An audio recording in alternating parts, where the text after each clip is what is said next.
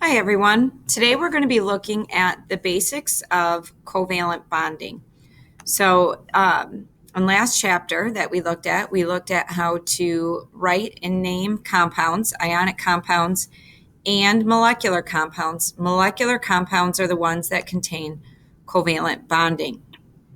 You may recall from when we learned ionic compounds that ionic bonds are formed when electrons are transferred.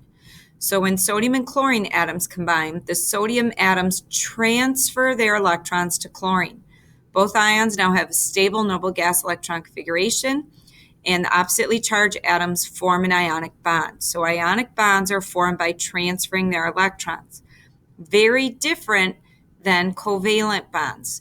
With covalent bonding, you have a sharing of electrons that are occurring between two atoms. So for example, H2, which is a diatomic molecule, hydrogen. So when you have two hydrogen atoms combined to make H2, the atoms both share their one electron. So each one looks like they have a noble gas configuration like helium now. So you have the overlapping of those two electrons, and each hydrogen is fooled to think that it is 1s2 electron configuration, just like helium. So that is the sharing of electrons with covalent bonds. Why do some atoms take electrons, like with transferring of electrons, and why do some atoms share their electrons instead?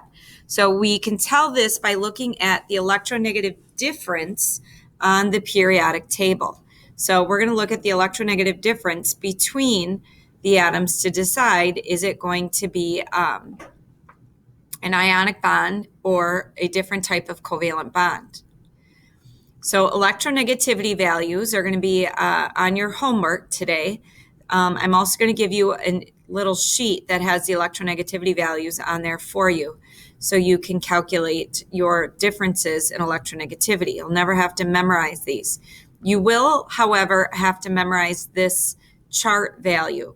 So anything that ends up with an electronegative difference between 0 and 0.39 is considered to be a non-polar covalent bond type.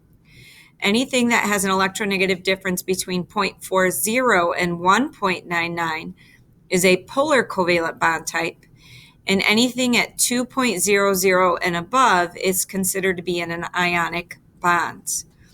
Okay? Molecules fall in this range, so from 0 to 1.99. That is because both bond types are covalent. We just have a different type of covalent bond type, whether it's nonpolar or polar. So here you kind of see a little bit of the difference there, but we're also going to define what that difference actually is. So let's look at our periodic table and try a couple. Like I said, this is on your homework, all your electronegativity values, so it's on the front page there. So you'll be able to see that on that periodic table. So the first question is, what is the bond type for sodium chloride? Well, if you go to your homework and look at the value for sodium there, it is 0.93. And for chlorine, it is 3.16. Now, when we figure out bond types, you're always going to take the bigger number minus the smaller number. So we're going to have 3.16 minus 0.93. That comes out to be 2.23. Anything at 2.00 and above, we said, is ionic. So this is an ionic bond type, which is what we would expect because sodium chloride is our main example for ionic compounds. The next one we're going to look at water. What is the bond type in a water molecule of H2O? Notice I have two bonds here. I have a hydrogen and oxygen bond on the left, and I have one on the right. But really, we're just looking at what is the difference between the hydrogen and oxygen. So I don't need to multiply anything by 2. I don't have to do anything like that with the subscript there. Because, again, water has two HO bonds. So if we go to our table on the front of our homework and we look up hydrogen, it is listed at 2.20 and oxygen is listed at 3.44. Again, you're always going to take the bigger number and subtract the smaller number. So 3.44 minus 2.20 leaves me with an electronegative difference of 1.24. So the HO bonds here are polar covalent because they fall between 0.40 and 1.99. So we would identify them as polar covalent bond types. All right, so what does this all mean? Well, a nonpolar covalent bond has an equal distribution of electrons within the bond. So it's considered really a neutral type bond because electrons are shared equally within that bond. A polar covalent bond has an unequal distribution of electrons within the bond. So one side of the atom is going to be more negative, and the other side of that molecule will end up being more positive. So there is an unequal sharing of electrons within that bond. All right, so that is actually where we're going to stop for notes there. And we're going to look at our homework. So your homework for today, you're going to have to do the front and the back of that assignment. On the front, this is the electronegativity chart I was talking to you about. So it has all the values. And then down here, you're going to have to write down what the values of the elements are, calculate the electronegative difference, identify the bond type, and then put in the notation. And I will go over that with you. So let's do the first one together. We have CH4. So we're going to look at the electronegativity of carbon and hydrogen. So we'd go up to our chart. Carbon is 2.55 and hydrogen is 2.20. So I'm going to write those in here. Hydrogen is 2.55, or carbon rather, and hydrogen was 2.20. Always take the bigger number minus the smaller number. So 2.55 minus 2.20 gives me an electronegative difference of 0.35. So then I have to identify the bond type. So here are the numbers that we saw in our notes. So 0 to 0.39, 0.40 to 1.99, and then the last one is anything at 2.0 and above. Okay, well, we have 0.35. That falls here as a nonpolar covalent bond type.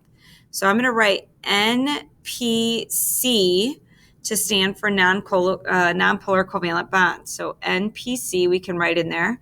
Polar covalent bond would be PC, and then ionic, you can just write ionic. My notation for a nonpolar covalent bond type is this single line that you see here. So I would just draw a single line between the C and the H.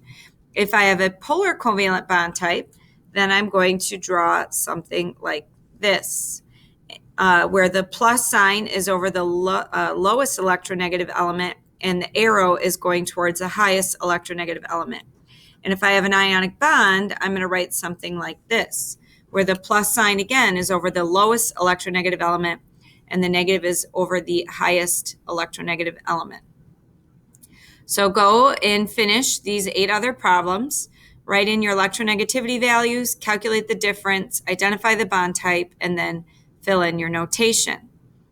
Now we're going to look at how to do the back with valence electrons. This is an idea we've been talking about since chapter 5. So we've been looking at this idea since really the end of October. And then we're going to figure out how do we find out valence electrons for compounds. So remember with valence electrons, they coordinate with the group numbers, okay? And we're going to make these all representative elements, so we're going to use the A values. So group 1 is 1A. It has 1 valence electron. Group 2A has 2 valence electrons. And then we skip over the transition metals, that D block, and then we start above boron here. This is 3A, 4A, 5A, 6A, and 7A. 8A, or our noble gases, are not there. That's because noble gases do not have electronegativity values.